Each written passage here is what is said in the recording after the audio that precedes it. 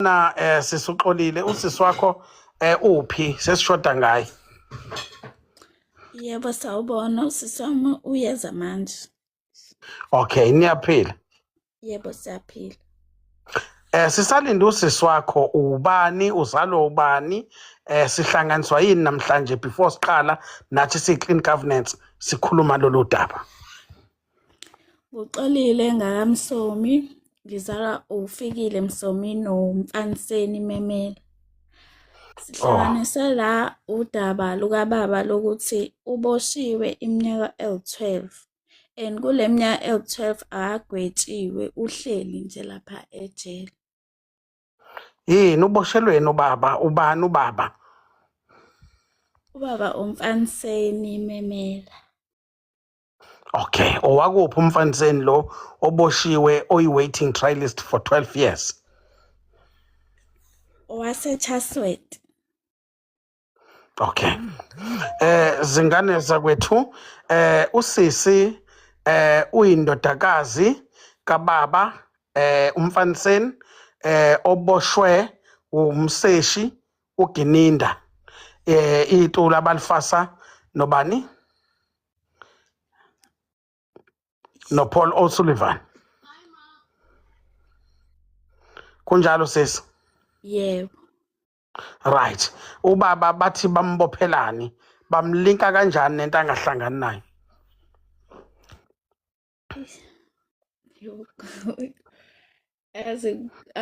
Angeke ngikhulume kakhulu kodwa usisi wami ongachaza kabanzi ngaleyo ndaba. Oh sisi wakho yes. Esikutholile sisalinde yena usisi. Esikutholile ukuthi ubaba wakho besebenza njengonogada eyibodyguard egada indoda yase Czech Republic ebedume ngelika Roto van Krecher meyunogada kuthi makuboshwa yona nobaba wakho wayeseboshwa eboshwa ngathi baboshwa baba ngabe bathathu noma babe babili Babe bathathu. baboshwa baba bathathu. Okay. Ubaba wakho kwathiwa babulale umlungu kuthiwa uIsa Sa noma uSam Isa into enjalo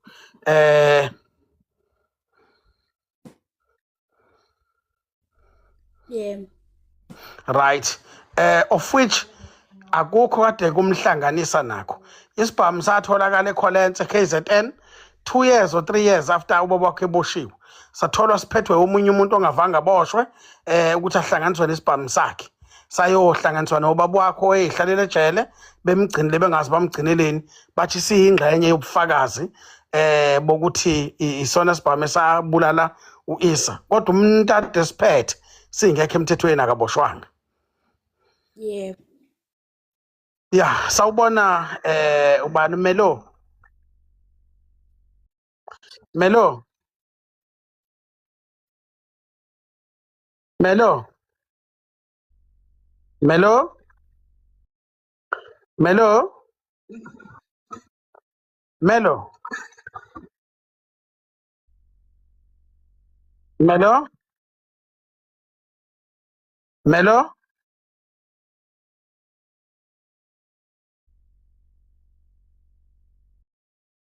Hayi ngcono ngoba uyabona wonile ngokuphuma. Sicela uvule imic.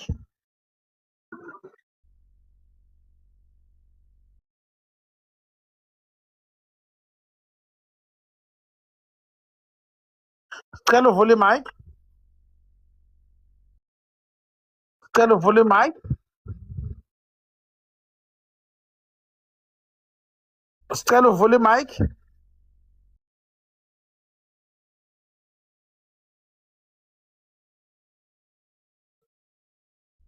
Sicela uvule imic.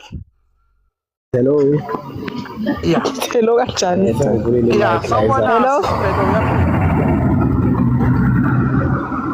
Sisumelo.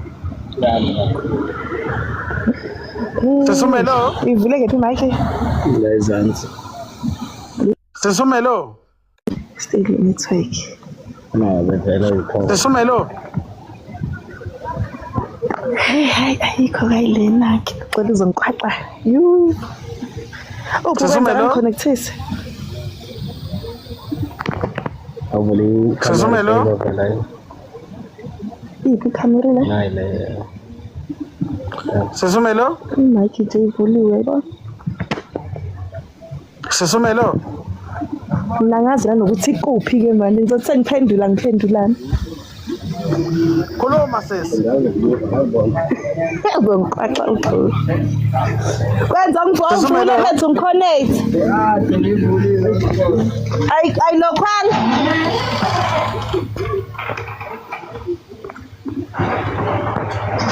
Ayilokhanga yakwenza?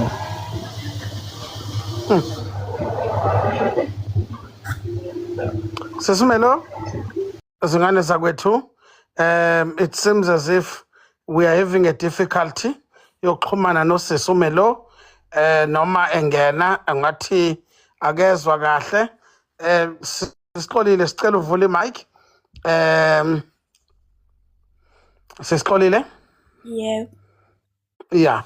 Sibonge ubonile kunzima ukuthola usisi uMelo.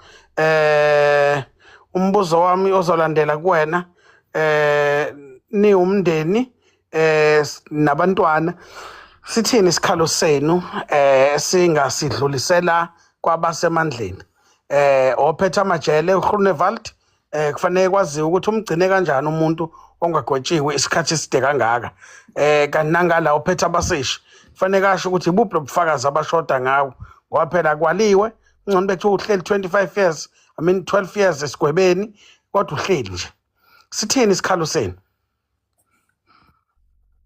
Sawubona body. yeah uyaphila umelolo sengala Yaphela ukhuluma no dada wabamfaniseni. U-anti usisi Mfaniseni yes, ngihlala naye ulo umntwana lana. okay yeah Ngicela ukuba ungazisho igama. kulungile Uhlobo lomsebenzi engikwenzayo. okay Yebo. I-story nje saqala I think 2014 ngangiqala nje ukusebenza lapho ngisahlala nami ekhaya eWilby Dash. Kwathi uboshiwe ke ngaze waqala wadutshulwe ePine Town wayiswe eChasworth la ayikumele ayoperate khona kwathiwa amaphoyisa asemthathile amise eChasworth police station sathi masuka lapho kwathiwa hayi usesegoli hayi sa-attenda ngikhumbula kahle nje lapho ngangisaqala ukusebenza nje ngisagibela ngisho ibhasi hayi ibhanoyi ngihambe siyo-attend icala njalo masifika eGoli mind you sisuka eWilby Dash siye eGoli masifika eGoli kuzothiwa icala lihlehlile so umntwana lo akanalo ulwazi kakhulu ngoba ngalezo ikhathi wayesamncane so njalo nje masifika eGoli ngizothatha ibhasi because kwakhona usisi wami nje ohlala ePretoria ngangifikela kuyena ngilale khona sisuke sesusiweke kwelinye ijele sesebram ngisuke ePretoria ngiye eBram siyombona ke kodwa nje njalo icala kuthiwa lihlehlile ufakazi abukho to the point ukuthi yena uRhonda van Kresher lo wagcina egwetshwa nalabo abanye bagcina begwetshwa kwaba uyena nomunye abasala be2 attenda ke icala kwaba yilokho nje up until nathi sigcina sibona ukuthi vele ku-useless ukuthi silesi eGoli icala lingenzi lutho. Umbuzo esinawo sababukeli ukuthi uthini umndeni uthi inkingi ikuphi uhlanganiswa kanjani ubaba ubhuti wakho necala nithini emaphoyiseni sithini isikhalo sabantwana nakuthi umntwana ubaba wakhe wahlwana emncane engakazi lutho Kuthina nkosami sifuna aphume ngoba naye wayithembile ukuthi ngoba ku COVID uzophuma and nesimo sakhe sempilo nje asikho kahle besifuna nje aphume anake ingane ngoba nje to the point ukuthi le nje esihlala nami ngisathe kulonyaka ngoba ngibona ukuthi isimo asikho kahle ufuna ifunde iqede isikole ukuthi aphume nje akwazi ukulungisa impilo yakhe ngoba ngampela asazi ukuthi yini lengaka okuthiwa wayenza ongatholakala ufakazi for 14 years. Yeah, it's a long time. It's a very long time. Bathini bamgcine bathi ubufakazi abukho umseshi waleli cala nithe ubani uGeninda yes ngagcina kuyena uGinini ukuthi nje nami kade ngagcina ukulandelela ngoba into nje egcina isikhoste kakhulu financially nama emotional stresses nje ukuthi utravel isikhathi singaka only to find ukuthi uzotshena ukuthi icala lihlehlile nje ubona ama headlines hayi ubaba kaJesu usaboshiwe kodwa ayikho into ayiboshiwe asazi ukuthi uboshweleni. Ibhlungu kakhulu into ebhekene nomndeni wenu. Asingeke simvikele mangabe unephutha kodwa it is only fair ukuthi ubufakazi ngabe sebuvele mhlawumbe ngabe uyasiqeda manje kwasigwebo sakhe mangabe bekukhona isigwebo kodwa umsebenzi abewenza ubephila impilweni. Back then sakhula wayeshayela amabhasi. Okay. Wahlangana phi no Road of Encourage? Yabona ke le ilokho esingakwazi ke ngempela ukuthi uhlanganephi nakho ngoba ube umuntu abeyiphantela nje wayitholela isikwele wazama emathexini okunye nokunye ke nathi ngesisho lutho ngoba umuntu awuhambi naye. Kodwa thina sathola ukuthi ubesebenza njenge bodyguard ube security yakho Crash. Ngoba yabo lokho ke mhlawumbe ngakufakazela ngoba bengijwayele ukugibela naye ekseni. Yebo sanibona. Manje emsebenzini. Okay. Sawubona Meloni njani? Saphila njani? Ngiyaxolisa network. Siyabonga. Sino antu wakho la kulayini ocele igama lakhe ungazisho. Melo ubaba wenu nina 14 years ningamazi nithini niumndeni? Sicela ukuthi nisicelele usizo ngoba ubaba usehlale for 12 years ejele and akagwetshiwe. U12 years noma 14 years? U12 ngolesihlanu uzobe eqeda u12. Okay, ungene nini ejele? Wangena 2014. Okay. So 12 years. Okay. Yeah. Right. And sifuna ukwazi if ukhona pha mhlambe into yokuthi yena akasitsheni yona sesidinga ukuthi nina nisichazisele kahle mhlambe nisitholele nina mawukuthi khona into angasitsheni yona ngoba phela akekho umuntu akwahlala 12 years ejele engagwetshiwe. Babhlungu South Africa nansi indaba isethebeni nazi ingane ziyakhala zithi ubaba wazo usehlale iminyaka ewu12 ejele akagwetshiwe uhleli nje no siyanizwa kakhulu siyazwelana nani nathi siyi clean governance sizozama ukuthi sibabangani benkantolo sizama ukuthola ukuthi yini evimbile ukuthi adedelwe indlela iyapi iyaphambili noma iyemuva. Siyaxolisa kakhulu ngobhlungu enibhekene nabo siyazwelana nani nomndeni sithi nceseni siyi clean governance but we are committing ukuthi we will do our best in trying to assist. Yebo siyacela nje impela ngoba yabona nje ubaba alukho usizo singasamzamelanga lolu. Ubaba mina ke ngimncane mhlawumbe ngowesi2 mina kubaba ubehlele ngithuma ngisho kokhosini ngisho kogagasini ukuthi angiyomzamela usizo. Yabo nje manje kokugcina uzwathi cela ngimnyele esolezweni ukuthi ngiyomcela ukuthi cela bayibhale indaba yakhe. Ngoba siyakhula siyamdinga ubaba wethu futhi imosti yethu thina izingane zakhe asenabo ngisho mama uyena nje kuphela sisele naye. Nceseni siyaxolisa kakhulu wayibona lokho kwayena badlule kwayena engasekho kwawubaba. Still siyaqhubeka siyazama imndeni yethu le yako side yako ma nako baba bayazama ukuthi babambisane kodwa umuntu esimdingayo umzali wethu ubaba. Ngoba uyena umuntu esesele naye manje. No, umhlungu beno siyabuzwa kakhulu. Siyaxolisa.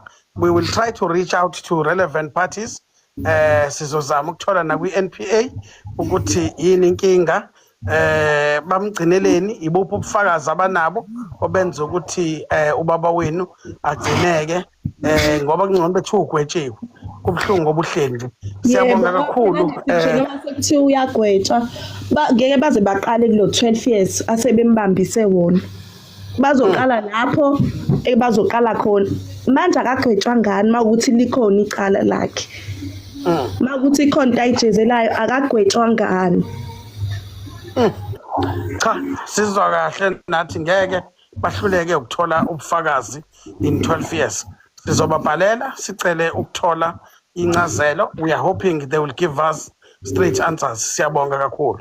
Ngoba nje uyahlukumezeka ubaba uze waye Hotchmampura nje ngoba ngazi waye kweliphi ijele uthi lapho bamthela khona ngeparish kwayileyo nto nje kumele ukuthi ikhulume ngoba azwashintsha ijele ukuthi hamba eHotchmampura ingoba wayehlukumezeka amabhuna ngazi uthi ayemenzani khona ngelinye ilanga nje uthi lapha azashintshwa khona ukuthi ushintshelwane ukuthi uyahlukunyezwa kuyimanje ubaba akekho right.